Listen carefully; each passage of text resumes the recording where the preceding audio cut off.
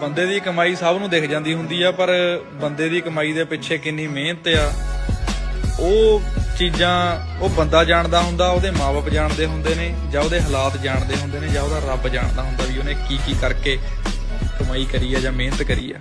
ਲੋਕ ਤਾਂ ਅੰਦਾਜ਼ਾ ਲਾਉਂਦੇ ਨੇ।